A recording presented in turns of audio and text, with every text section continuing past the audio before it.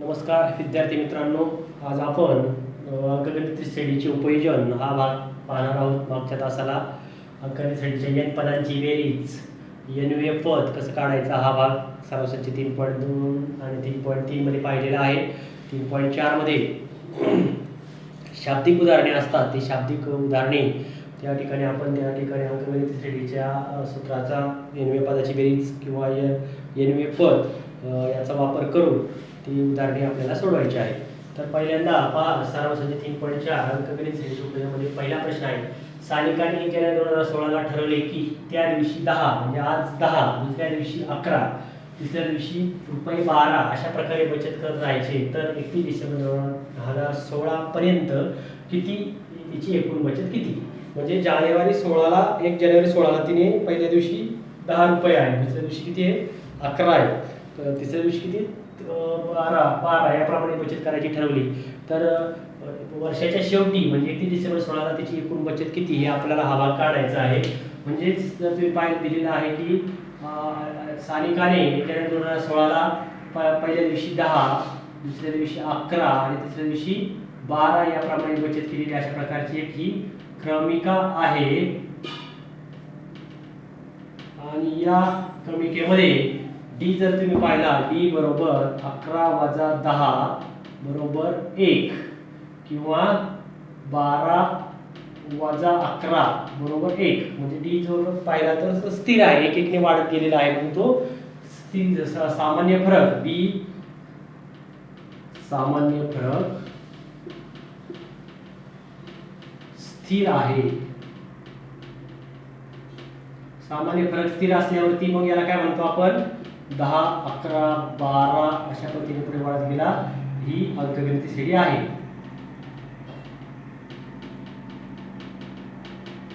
श्रेणी आहे म्हणजे आता आपल्याला काढायचे काय त्याची एकूण बचत काढायची, एकूण वर्षभराची बचत काढायची आहे.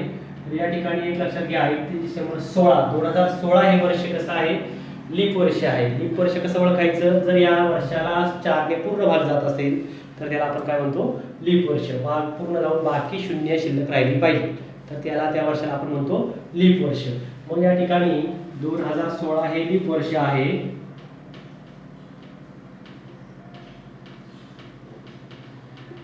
एकूण दिवस किती येतील लीप वर्षात? तसेच वर्षाचे दिवस 365. लीप वर्षामध्ये फेब्रुवारी 29 तारखेचा 29 दिवसाचा असतो म्हणून एकूण दिवस n बरोबर किती आहे तुमचे 366. ए किती आहे पहिलं पद? ए बरोबर प्रथम पद आहे 10. तर आपल्याला 366 दिवसांची त्या ठिकाणी बेरीज काढायची आहे. सर्वांना सूत्र माहिती आहे n बरोबर n भागिले 2 कंसात 2 अधिक n वजा 1 गुणिले डी. मग या ठिकाणी s 366 या ठिकाणी बरोबर 366 भागिले 2 गुणिले a ची किंमत किती आहे 10 ने सुरुवात केलेली आहे अधिक n 366 वजा 1 आणि डी साधारण सामान्य फरक किती आहे 1 आहे.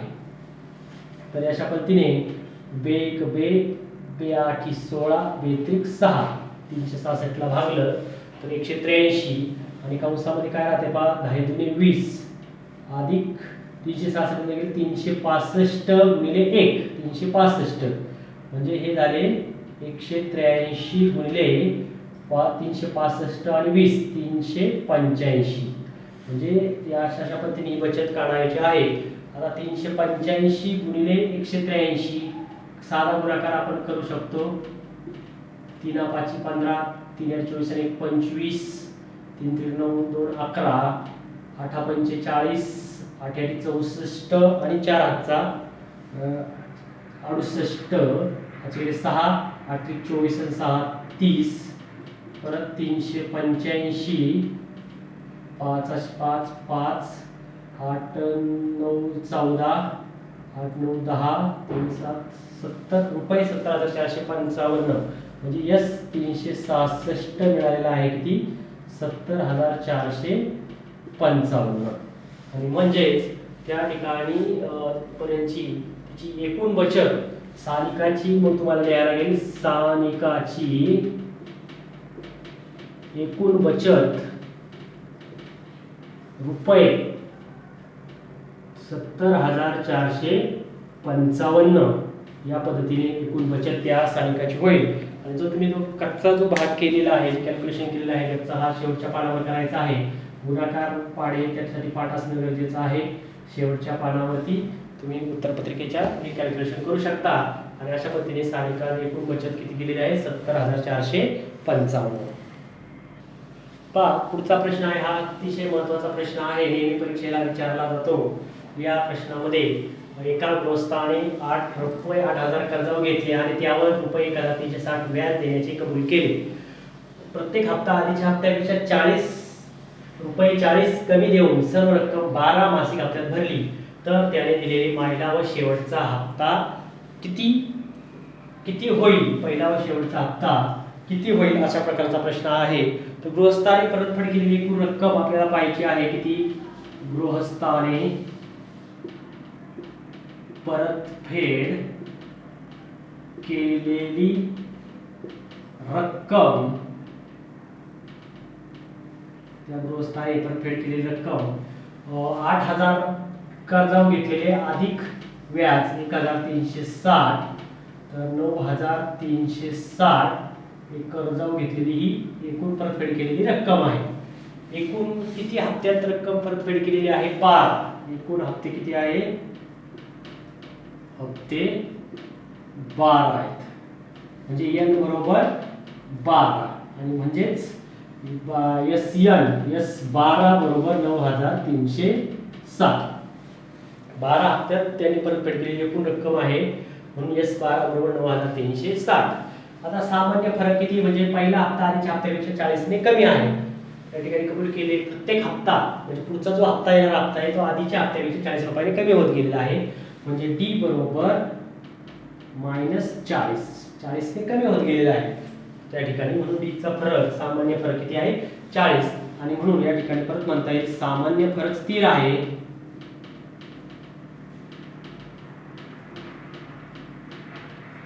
आणि ही अंकगणिती श्रेणी आहे. किती आहे? अंकगणिती श्रेणी आहे.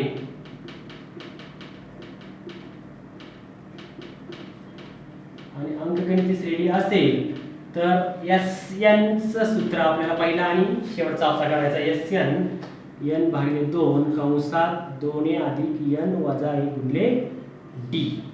n किती आहे आपला? 12. S12 12/2 त्या ठिकाणी पहिला हप्ता काढायचा, a तसाच ठेवतो, अधिक 12 वजा 1 आणि d आहे किती? वजा 40. म्हणजे S12 परत रुपये 9,360 9,360 6 2a अधिक या ठिकाणी 11 आणि 40 वजा 11 वजा 440. या ठिकाणी 11 आणि वजा 40 चा गुणाकार वजा 440 होईल. आणि मग या ठिकाणी आता 6 आणि इकडे 9,360 ला भागूया. 9,360 भागिले 6 बरोबर 2a वजा 440. 6 एके 6 संचित दिलं तर 6 एके 6, खाली राहिले 3, 6 वरून घेतले 3 33, 6 पंचे 30, 3 राहिले म्हणजे 6 6 36 आणि 1,560. 6 ने भाग दिल्यानंतर आपल्याला 1,560 आणि ते 440 इकडे येतील. म्हणजे 1,560 अधिक 440 बरोबर 2a. म्हणजे या ठिकाणी जर बेरीज केली 0 6 4 10 परत हातचा 1 5 आणि 5 10 इकडे 2,000. 2a बरोबर 2,000. म्हणजेच काय? 2a बरोबर 2,000 आणि a बरोबर 2,000 भागिले 2. a बरोबर किती आला? 1,000. म्हणजे संक्षिप्त रूपात ही बाजू इकडे दिली, ती बाजू तिकडे घेतली आणि a ची किंमत काढली. a बरोबर किती आले? 1,000. a म्हणजेच काय? आपला पहिली टर्म आपण त्या ठिकाणी म्हणतो T1 म्हणजे a म्हणजे पहिला हप्ता a आपला जो आहे पहिला हप्ता बरोबर रुपये 1,000. पहिलं पद आपण त्याला म्हणतो नाही का अंकगणित श्रेणीमध्ये T1 T2 T3 T4. तर T1 ला आपण काय म्हणतो? a म्हणजे पहिले पद. मग या जो a आला हा तो पहिला हप्ता आला 1,000 रुपये. तर हा पहिला हप्ता. आता शेवटचा हप्ता काढायचा आहे, म्हणजेच 12वे पद काढायचं आहे. या ठिकाणी ते पुस्तक पहा,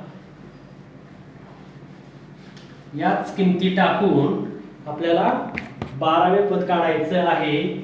TN चं सूत्र, NV पदाचं सूत्र वापरायला TN बरोबर A अधिक N वजा 1 गुणिले D, म्हणजे T12 बरोबर A. आता आपण काढलेला टाकू शकतो त्याच्यामध्ये किंमत अधिक 12 वजा 1 वजा D ची किंमत किती आहे, 40 आहे.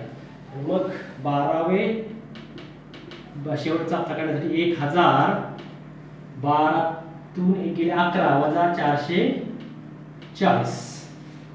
या ठिकाणी 1000 मधून 440 वजा केले तर T12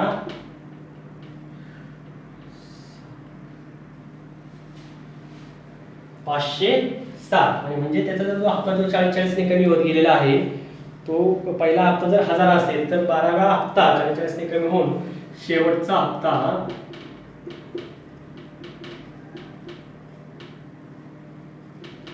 रुपये 507 आपल्याला मिळेल. त्याचा अशा पद्धतीने उदाहरणं सोडवायचे आहेत. व्यवस्थित पहा, सराव करा. महत्त्वाचं उदाहरण आहे, नेहमी परीक्षेला विचारलं जातं.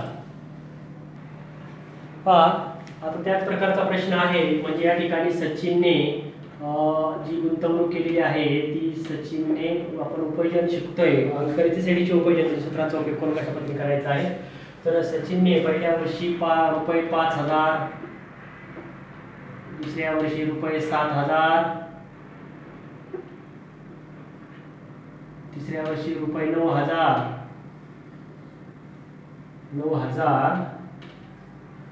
12 वर्षातील एकूण गुंतवणूक किती. त्याप्रमाणे एकूण गुंतवणूक तर त्याची 12 वर्ष गुंतवणूक केलेली आहे. त्याने 12 वर्ष गुंतवणूक केली आहे. म्हणजेच काय, जर आपण कमी का लिहायचं झालं तर 5000, 7000 आणि 9000 या पद्धतीने आपण ती घेऊ शकतो. आणि याच्यामध्ये आपल्याला लक्षात येईल की पहिलं पद A बरोबर किती, 5000 आहे. A बरोबर 5000. D किती आहे या ठिकाणी, D जर पाहिलं 7000 वजा 5000 बरोबर 2000. D किती आहे, 2000. 9000 वर 7000 जरी केला तर D हा कसा आहे, स्थिर आहे. म्हणजे सामान्य फरक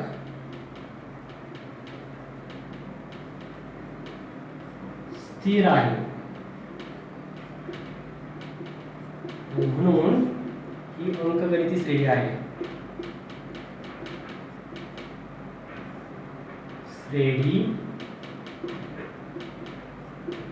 अंकगणित श्रेणी आहे. या ठिकाणी 12 वर्षाची गुंतवणूक आहे. म्हणजे या ठिकाणी आपण लिहिता N बरोबर 12. आणि म्हणजेच आपल्याला काढायचं आहे का आता या ठिकाणी S12, म्हणजे 12 वर्षाची त्या ठिकाणी एकूण गुंतवणूक किती आहे ती या ठिकाणी काढावायची आहे. आपल्याकडे सूत्र परत आहे SN बरोबर N भागिले 2 कंसात 2A अधिक N वजा 1 गुणिले D. S12 12/2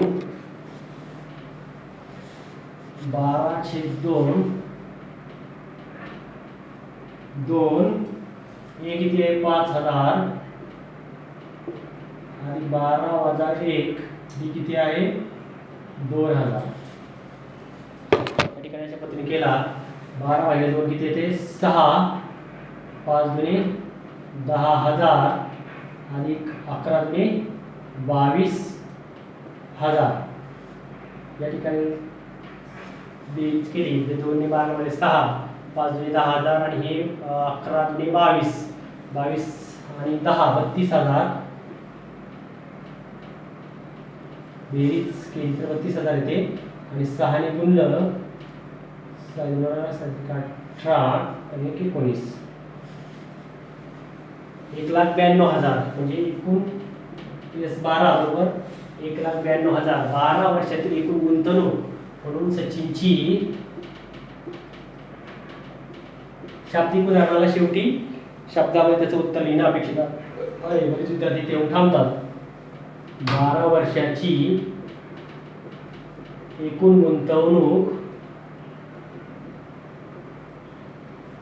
रुपये 1,92,000. या ठिकाणी अशा पद्धतीने 12 वर्षाची एकूण गुंतवणूक रुपये किती होईल? 1,92,000. पहा, त्याच सारखे प्रश्न आहेत. जरी शाब्दिक प्रश्न वाटले तरी जर बारकाईने वाचन केलं तर सोडवायला सोपे असतात. नीट आपल्याला प्रश्न मोठा आहे म्हणून त्याच्याकडे विद्यार्थी दुर्लक्ष करतात आणि सोडवत नाहीत, परंतु हा भाग सोपा आहे. आपल्याला एन पदांच्या बेरीज सूत्र आणि एस एन एकूण पदांची बेरीज एस एनचं सूत्र केव्हा वापरायचं हे समजलं पाहिजे. फक्त एवढा भाग आहे. तर नाट्यगृहात पहिल्या रांगेत 20 खुर्च्या,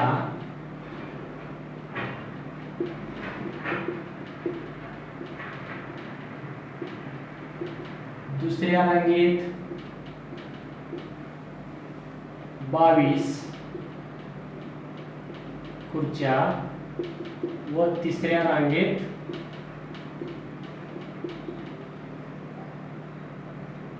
24 खुर्च्या. एकूण किती रांगा आहेत? 27 रांगा आहेत. अशा पद्धतीने एका रांगेत दोन दोन वाढ होत गेली. 20 खुर्च्या, दुसऱ्या रांगेत 22, तिसऱ्या रांगेत 24 खुर्च्या. याच्यावर आपल्याला एक क्रमिका मिळते 20, 22, 24 अशा प्रकारची ही एक क्रमिका मिळते. आणि या क्रमिकेमध्ये ए पहिलं पद आहे 20.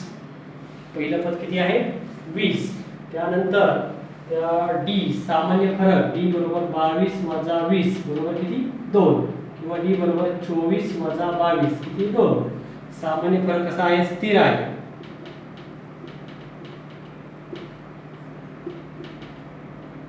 स्थिर आहे म्हणून ही काय अंकगणिती श्रेणी आहे. ही अंकगणिती श्रेणी आहे. मग तर या ठिकाणी 15व्या रांगेत आता 15वी रांग म्हणजे n वे पद तर काढायचं झालं तर n बरोबर आपल्याला या ठिकाणी किती वापरायला लागेल? पहिल्यांदा 15 जर घेतला तर tn a अधिक n वजा 1 गुणिले t. t 15 a ची किंमत 20 अधिक 15 वजा 1 गुणिले d किती आहे? 2. 20 अधिक 15 वगैरे 14, 14 दुने 28, 28 आणि 20 टी 15 बरोबर 48 आहे. म्हणजे टी 15 बरोबर टी एन बरोबर अधिक एन वजा 1 डी टी एन टी 15 बरोबर 20 अधिक 15 वजा 1 गुणिले 2 20 15 वगैरे 14, 14 दुने 28, 28 किती? 48. म्हणजे 15व्या रांगेत 48 खुर्च्या असतील. म्हणजे या ठिकाणी आपण लिहिता येईल 15व्या रांगेत 48 खुर्च्या आहेत किंवा असतील. 48 खुर्च्या आहेत. तर आणि नाट्यगृहात एकूण खुर्च्या किती असं विचारलेलं आहे. म्हणजे या ठिकाणी नाट्यगृहात ए बरोबर 20, डी बरोबर 2 आणि एन बरोबर किती रांगा आहेत? एकूण 27 रांगा आहेत. ए बरोबर 20, डी बरोबर 2 आणि n बरोबर किती? 27. म्हणजे एस n छेद 2 2 अधिक n वजा 1 गुणिले टी. या पद्धतीने सूत्र आहे एस 27 भागिले 2 2 गुणिले ए 20 अधिक 27 वजा 1 आणि डी ची किती किंमत काढलेली आपण? 2 काढलेली आहे. तर या पद्धतीने इथे भाग जात नसेल तर नाव द्या तोपर्यंत 20 दुने 40 अधिक 27 मधून गेले 26, 26 दुने 52 आणि 27 छेद 2 गुणिले 0 4 दुने 8 4 पंचे 20 4 0 0 4 दुने 8 4 पंचे 20 2080. याचा गुणाकार केला तर या ठिकाणी आपल्याला मिळेल बे 1 बे 0 0 बे 4 0 0 म्हणजे 27 गुणिले 1040 या ठिकाणी मिळतील.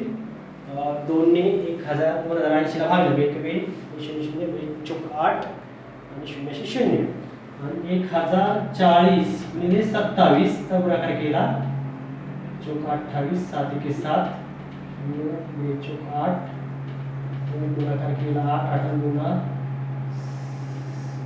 28,080 वाटतंय.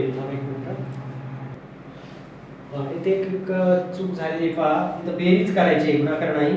ते गुणाकार केला होता 4 आणि 5 9, बेचोक 8, बेसक 12, 2 ने 92 92, बेचोक 8 बेसक 12 म्हणजे 46 आणि 27 गुणिले 46, 6 7 42, 6 गुणिले 12 आणि 4 16, 4 7 28, 4 8 2 10, 1242. यस, 27 बरोबर 1242 खुर्च्या त्या ठिकाणी असतील. आणि म्हणून इथं आपल्याला शब्दांमध्ये लिहायला लागेल नाट्यगृहात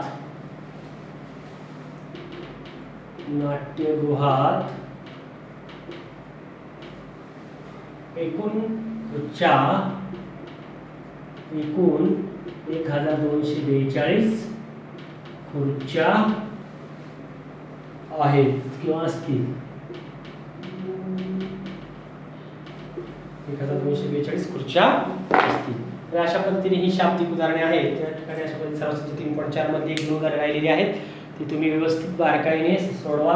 व्हिडिओ स्टॉप करून लिहून घ्या. मेन प्रश्न असा आहे की या ठिकाणी तुम्ही जर अभ्यासाकडे दुर्लक्ष केलं, त्या ठिकाणी जर तुम्हाला तो पुढच्या वर्गामध्ये त्याचा समजण्यासाठी नुकसान होणार आहे. म्हणून वेळच्या वेळी अभ्यास करा, सराव करा आणि वहीत लिहून ठेवा. या ठिकाणी थांबूया. धन्यवाद.